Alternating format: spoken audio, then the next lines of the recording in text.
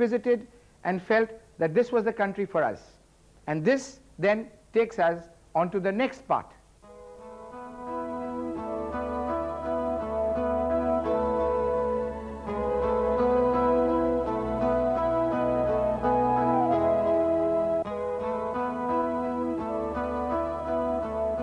Let us examine the type of options available to us. These include exports, licensing, management contracting, contract manufacturing, technical assistance, buying or taking over an existing business, setting up a joint venture, or setting up a business system independently. It was not a joint venture, but we were negotiating a licensing agreement, technology licensing agreement. And the foreign partner, they were very clear that they will not allow the license agreement to go beyond a certain volume, because they felt that beyond that they will be able to resume exports into India. In our joint venture and alliance search, we are now faced with some very crucial questions. And these are, is our search going to lead to a mere licensing agreement, or will it be a full joint venture with equity participation by both partners? Or will it just be a kind of arrangement where we buy technology and know-how? Besides these, there are other factors that government legislation brings about in a joint venture. The first one is, can the profits be repatriated? Can dividends be repatriated? Can you employ expatriate personnel in your joint venture? All of these questions are of crucial importance to both partners. And once we've answered these questions, we will finally embark on the last leg of our successful joint venture and alliance search.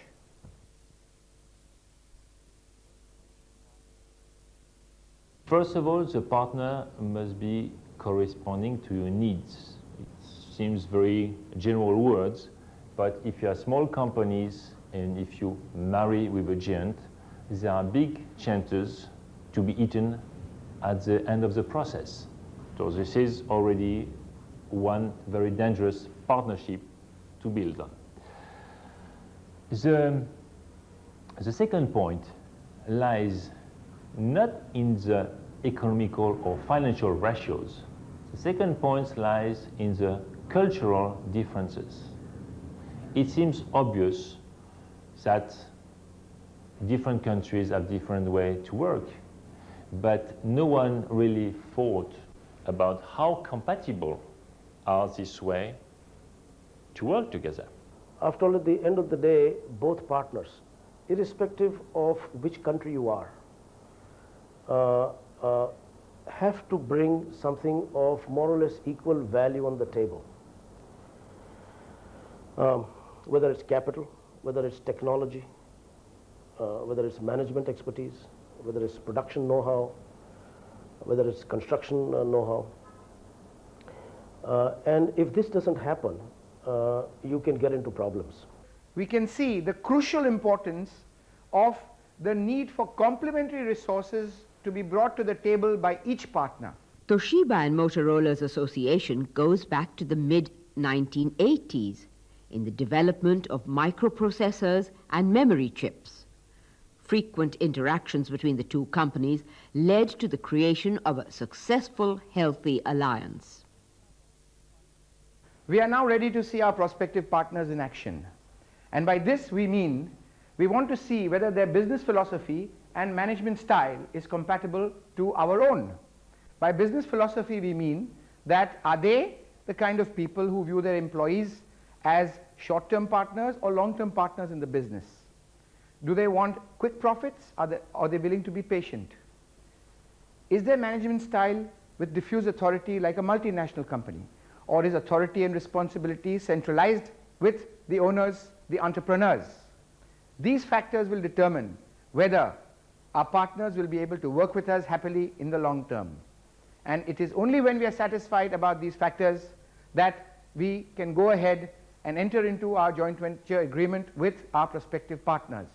The final checklist will include size, ownership, financial parameters, technological levels, market access and product range, human relations, and political affiliation.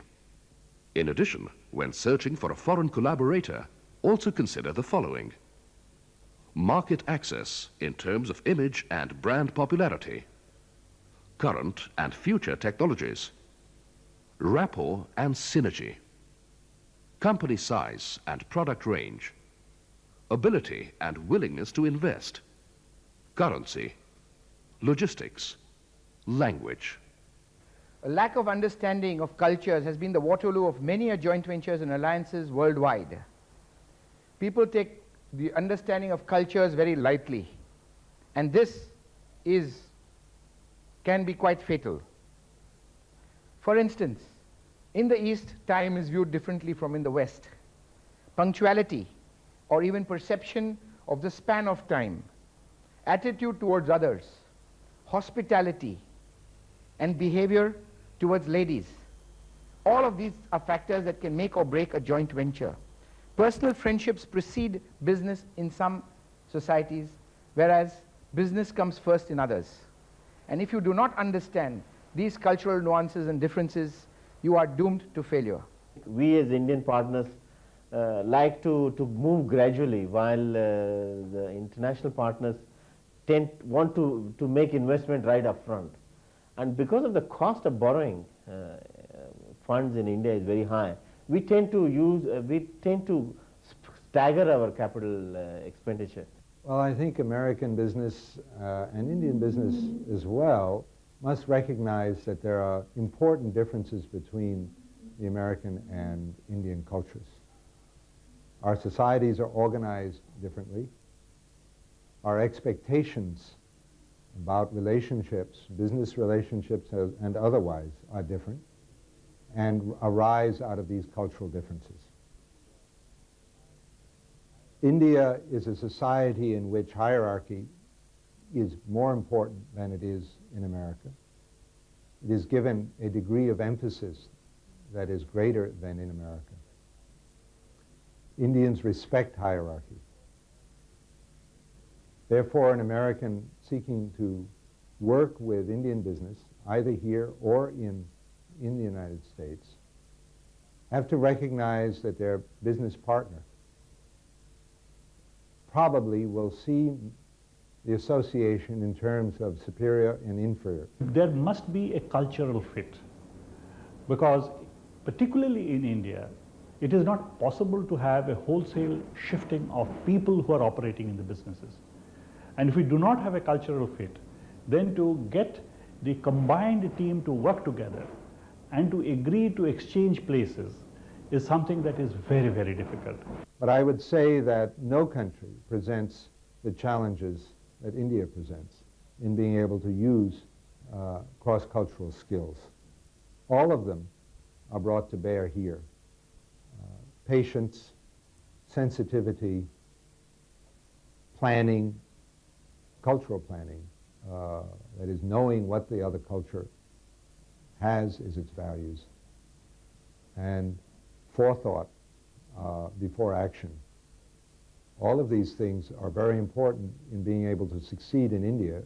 The case of the Japanese, the open, completely open, and very easily to communicate each other, top manager and middle class, and sometimes the workers.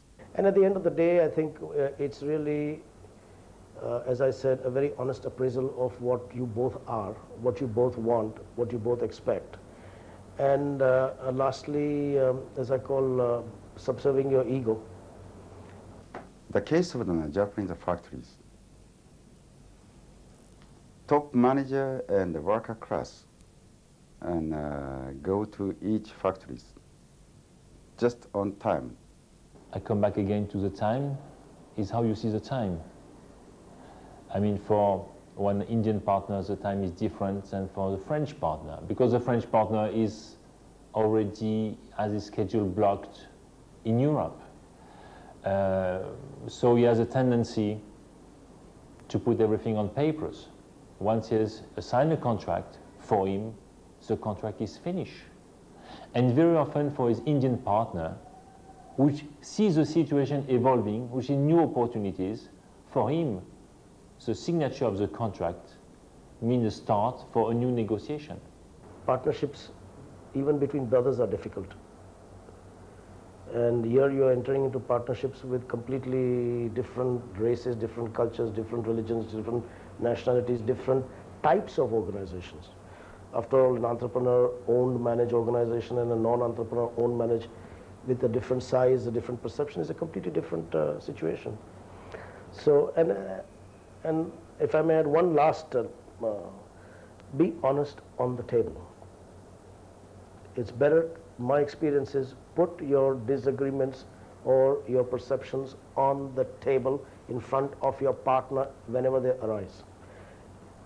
And that will go a long way. Direct recruitment is often the most successful route as an alliance matures. This was the system followed by Chrysler in its Chinese joint venture Beijing Jeep, where, as the operation grew in sophistication, the venture designed its own hiring and training program. Research on joint ventures and alliances shows that a 50-50 joint venture is more effective than an 80-20-1. It also shows that the joint venture and alliance that lasts generally 7 years is an optimal one, and that one should hence be prepared for an exit option in one's joint venture. This research is based on what has been understood in the Western world, particularly Japan, the United States, and Western Europe. We were working on a joint venture, and we knew exactly we wanted in the joint venture because we wanted access to the US market. We were to bring in new products, and we wanted to use the other parties' knowledge and expertise of the US market as individuals. They had limited financial resources, which we knew.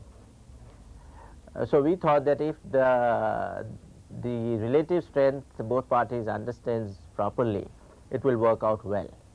But somehow the other party did not understand the issues involved in a joint venture, and they acted like the expectation was much larger than what they were bringing into the table compared to what we were bringing into the table. So ultimately we ended up buying them. After we have drafted out the joint venture agreement, one should then sit down and start drafting out the conditions precedent to a dissolution of the agreement. Under what circumstances would the joint venture be dissolved, and when the joint venture is dissolved, what will be the scope of action of each of the partners. When the Sando-Sankyo alliance was terminated, this resulted in the establishment of an independent business for Sandoz in Japan, making it one of Japan's leading pharmaceutical companies.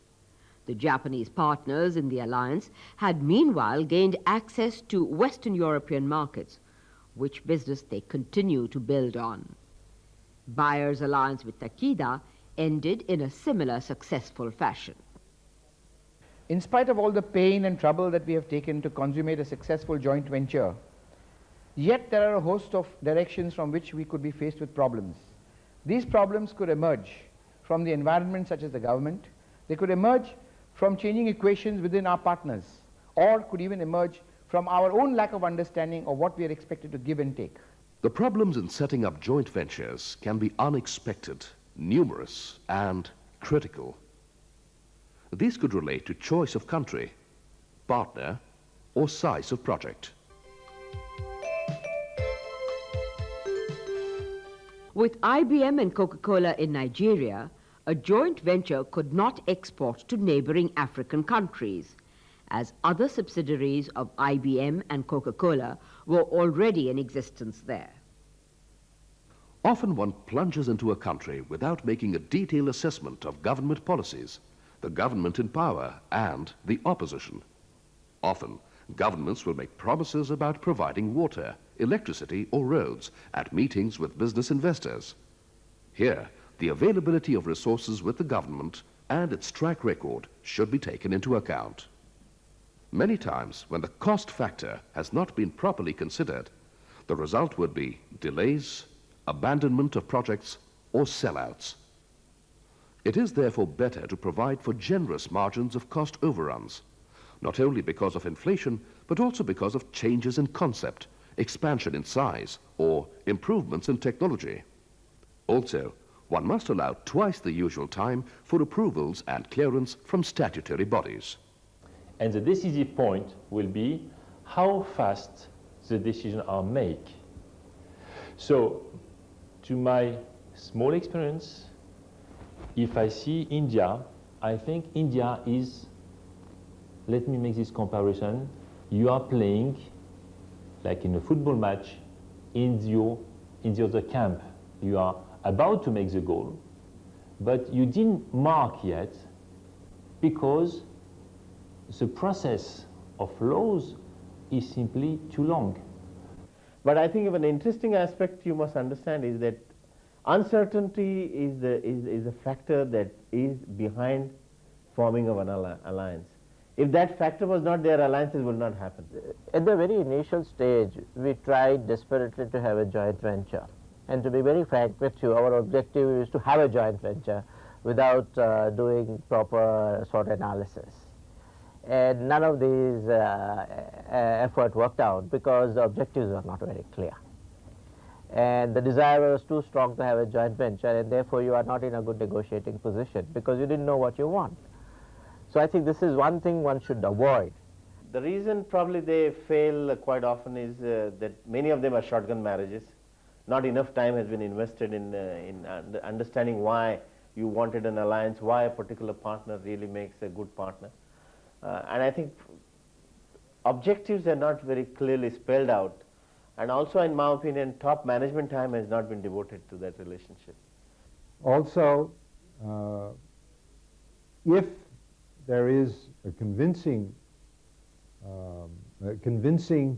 basis for trust and a partnership, then I would say that a cultural element in India that would come into place would be the importance of that trust as a basis.